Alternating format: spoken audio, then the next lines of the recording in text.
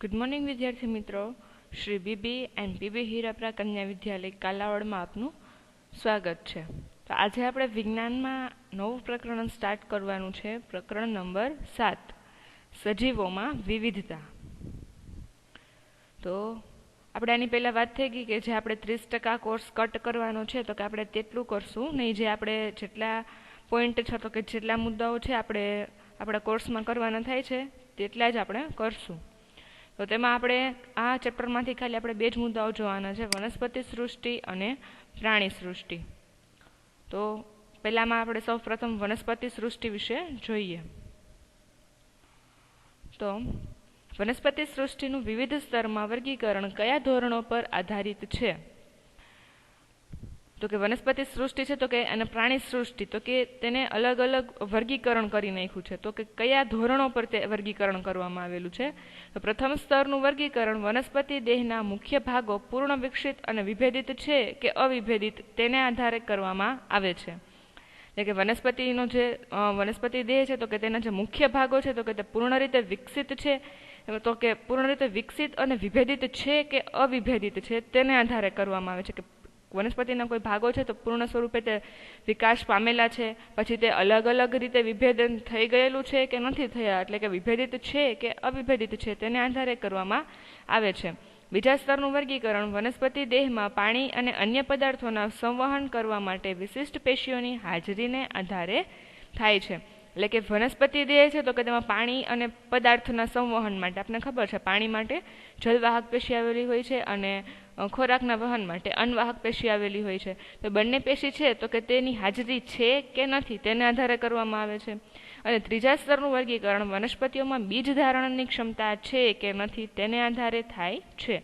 એટલે કે જે આપણે અહીંયા વનસ્પતિ સૃષ્ટિનું આપણે વર્ગીકરણ કરશું તો તેમાં આ મુખ્ય 3 પોઈન્ટ જોવા મળશે કે આના આધારે આપણે તેને અલગ અલગ સ્તરમાં વર્ગીકરણ કરશું. ત્યાર પછી બીજ ધારણની ક્ષમતા હોય તો બીજ ફળની અંદર વિકાસ પામે છે અથવા ફળના આવરણ વગર વિકાસ પામે છે તેને આધારે વર્ગીકરણ થાય છે. એટલે કે કોઈ વનસ્પતિ છે તો કે તે બીજ ધારણ કરવાની ક્ષમતા ધરાવે છે કે નહીં, અને જો ધરાવતું હોય તો કે તે બીજ છે તો કે તે ફળની અંદર રહીને વિકાસ પામે છે કે ફળના આવરણ વગર વિકાસ પામે છે તેને આધારે તેનું વર્ગીકરણ કરવામાં આવે છે. તો અહીં વનસ્પતિ સૃષ્ટિનું છે તો કે તે મેઇન જોઈએ તો કે 3 પોઈન્ટ છે તેને આધારે વર્ગીકરણ કરવામાં આવે છે. એક તો વનસ્પતિ દેહના મુખ્ય ભાગો છે તો કે તે પૂર્ણ રીતે વિકસિત છે અને વિભેદિત કે અવિભેદિત છે તેને આધારે થાય છે. બીજું તો કે વનસ્પતિઓમાં પાણી માટે જલવાહક પેશી અને અન્નના વહન માટે અન્નવાહક પેશી આવેલી છે કે નથી આવેલી તેની હાજરી છે કે નથી તેને આધારે થાય છે. અને ત્રીજું કે તે બીજ ધારણની ક્ષમતા ધરાવે છે કે નથી ધરાવતું, અને જો ધરાવે છે તો બીજ છે તે ફળની અંદર વિકાસ પામે છે કે ફળના આવરણ વગર વિકાસ પામે છે તેના પર આધાર રાખે છે.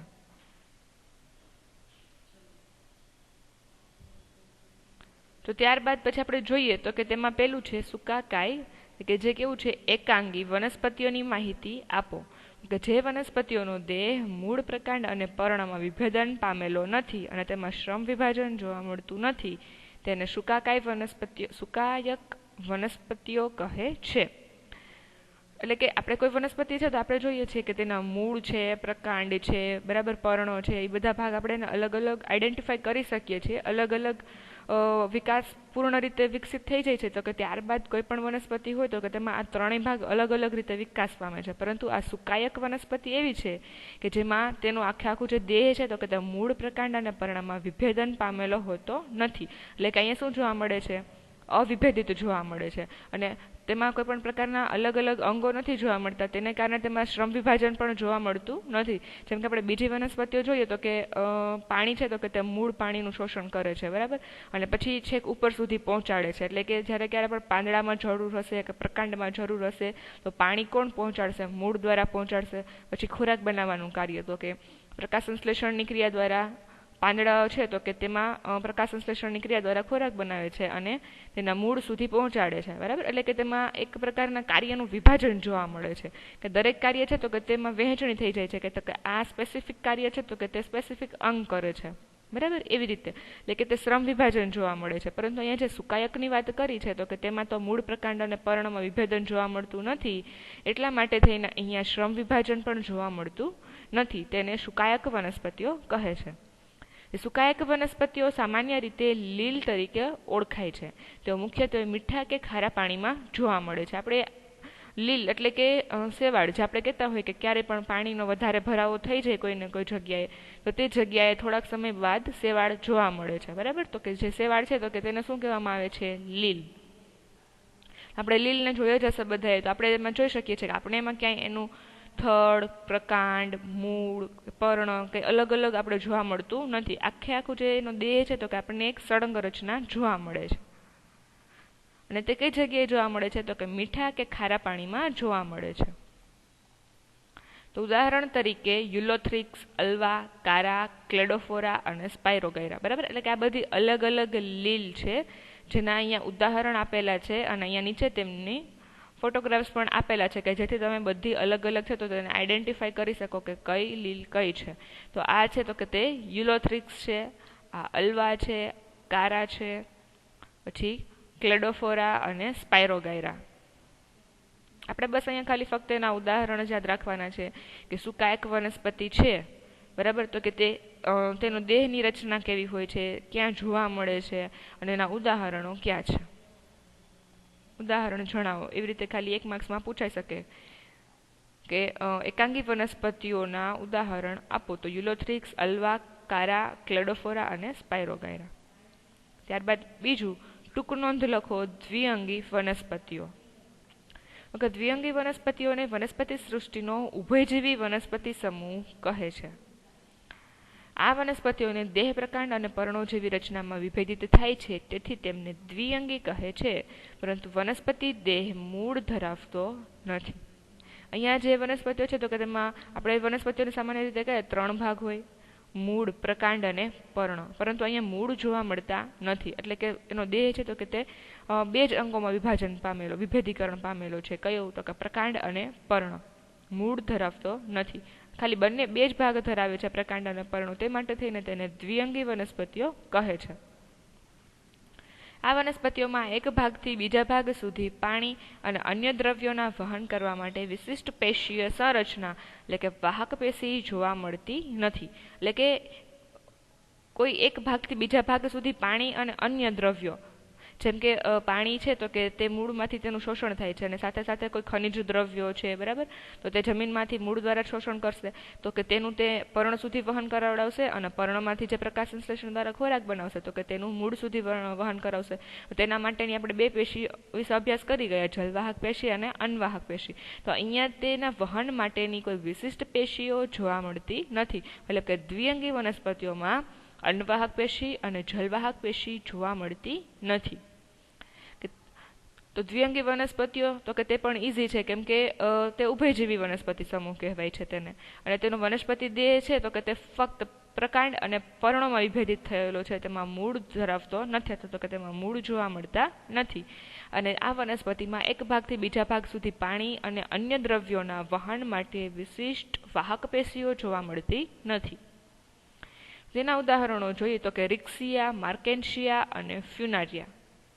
અહીંયા તમે એના ફોટોગ્રાફ સાથે જોઈ શકો છો આ રિક્સિયા, માર્કેન્શિયા અને ફ્યુનારિયા. આ બધી જ વનસ્પતિ જે અલગ અલગ આપણે વર્ગીકરણ કરીએ છીએ, દરેક અલગ અલગ વર્ગમાં અલગ અલગ વનસ્પતિનો સમાવેશ થાય છે. તો દરેક વર્ગની વનસ્પતિઓના ઉદાહરણ તમારે યાદ રાખવાના થશે. જેમ કે આપણે હમણાં આગળ સુકાકાય એટલે કે એકાંગી વનસ્પતિ જોઈ તો કે તેના ઉદાહરણોમાં આપણે જોયું હતું સ્પાયરોગાયરા છે, યુલોથ્રિક્સ છે, ક્લેડોફોરા છે. તેવી જ રીતે અહીંયા દ્વિઅંગી વનસ્પતિઓમાં શેના ઉદાહરણો છે તો કે રિક્સિયા, માર્કેન્શિયા અને ફ્યુનારિયા. ત્યારબાદ જોઈએ ત્રિઅંગી વનસ્પતિ. પહેલા આપણે એકાંગી જોયું, ત્યારબાદ દ્વિઅંગી જોયું અને હવે ત્રિઅંગી. ત્રિઅંગી વનસ્પતિના 2 લક્ષણો અને ઉદાહરણો જણાવો. તો તેના લક્ષણો જોઈએ તો કે વનસ્પતિ શરીર મૂળ, પ્રકાંડ અને પર્ણમાં વિભેદન પામેલો હોય છે. મતલબ કે જે આપણે નોર્મલી આપણે બધી વનસ્પતિઓ જોતા હોઈએ છીએ તો આપણે તેને સામાન્ય રીતે તેનો દેહ છે તો કે આ 3 અલગ અલગ ભાગોમાં વિભેદન પામેલો જોવા જ મળતો હોય છે, જેમ કે મૂળ, પ્રકાંડ અને પર્ણ.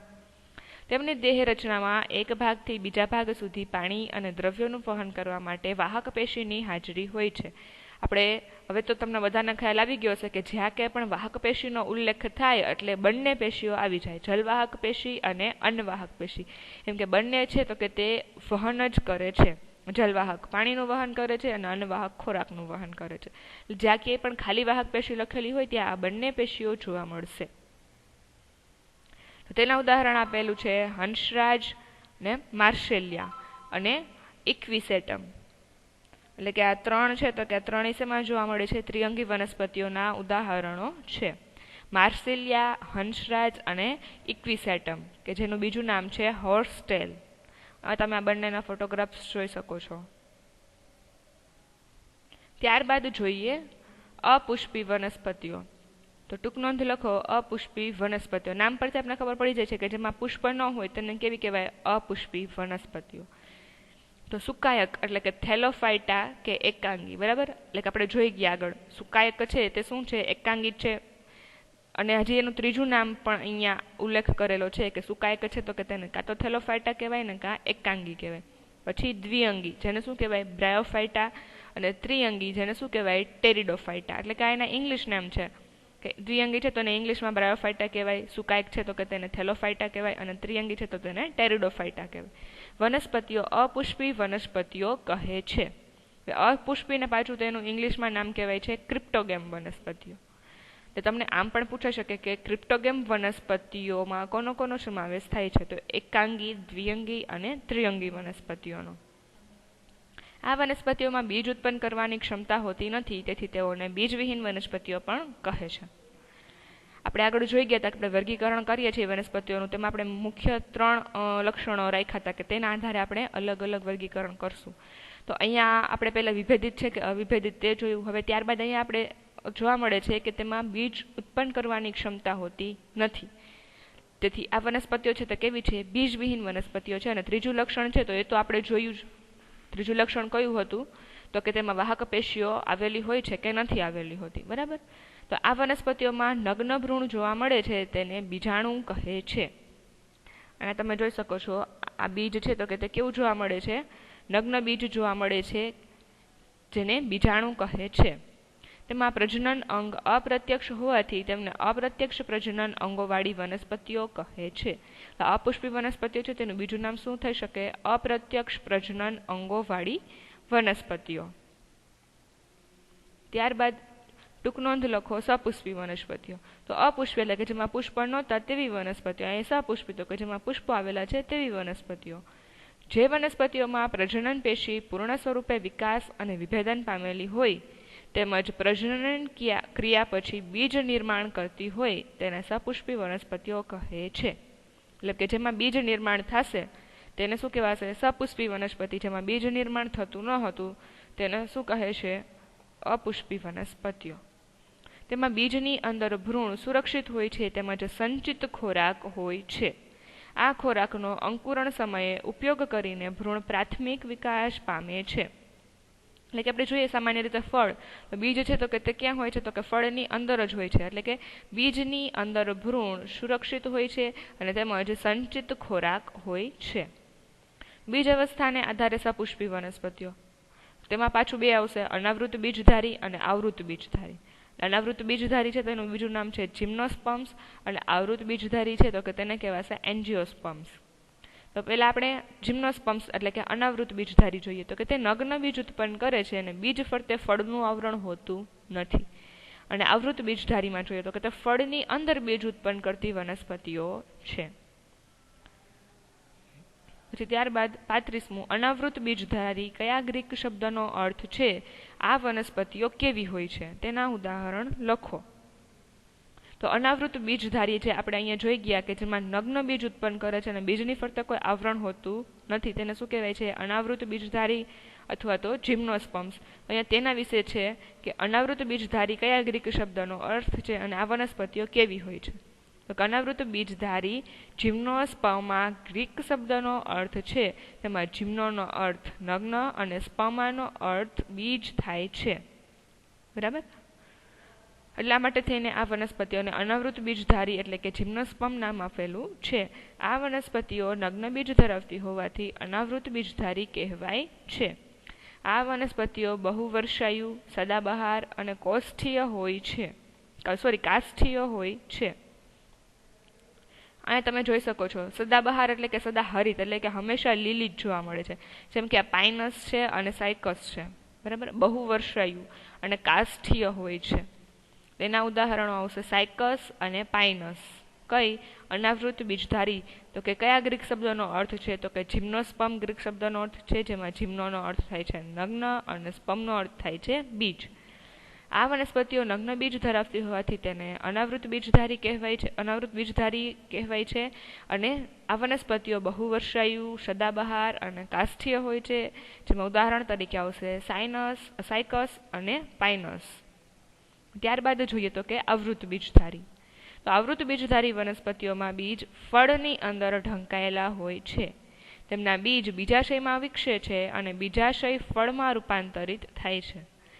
તેમાં ખોરાક સંગ્રહ બીજપત્રોમાં અથવા તો કે ભ્રૂણપત્રોમાં થાય છે.